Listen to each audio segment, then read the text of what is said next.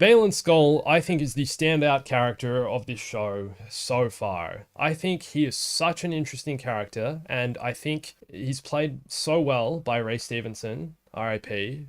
Like, so sad that the actor died, especially seeing him in this show and seeing, I don't know, how, like, memorable a performance he's delivering, I think. Like, I really think he's one of the standouts of this entire show. I think he's such a likable villain, and that's what I like about him. He's a villain, but he also doesn't seem like a full villain. There's something I'm, like, empathizing with him about, and I'm not sure what it is. In some ways, like, he too is also conflicted. He's presenting the idea that, you know, he's doing what he's doing for the greater good. He keeps saying, like, you know, he's not going to start a war, but Thrawn will. So he's, like, convinced himself in some way that he's doing the right thing by trying to bring Thrawn back. But at the same time, you know, I want to know about his past. I want to know, like, why did he leave the Jedi Order? How did he survive Order 66? Did he leave the Jedi Order before Order 66, or was it afterwards? What turned him to the dark side? But the thing is as well, we haven't really seen him wield the dark side too much. They're dark Jedi, right? That's the idea, and that's why they have the not fully red lightsabers. They're more like an orange red, which I think is also, like, pretty cool that they went for that angle. They're not full, like, Sith red. Oh, did you also notice the sound?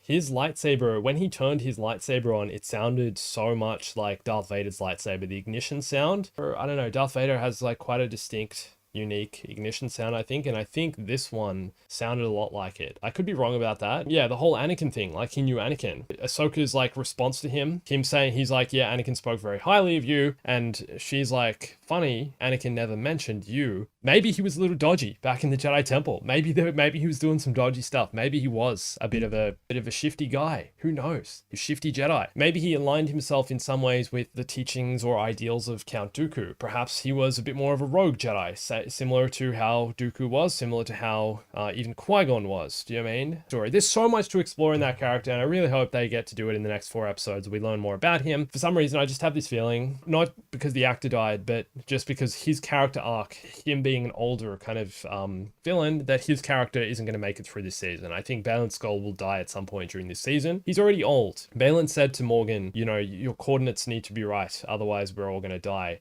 And she says, have faith. And Balin's like, faith? I lost that a long time ago.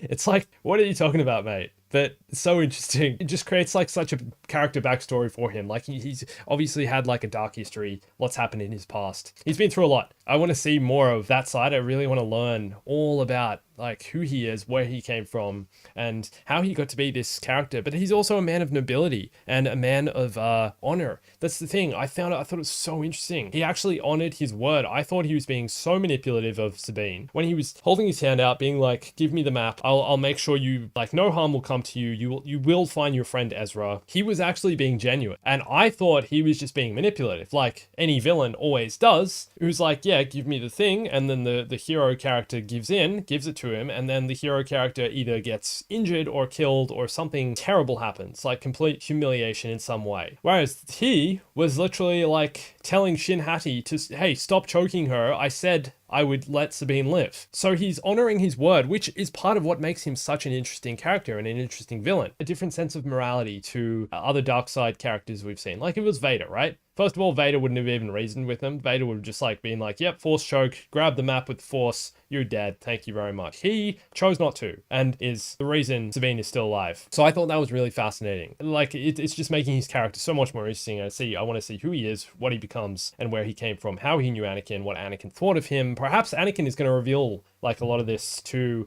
Ahsoka.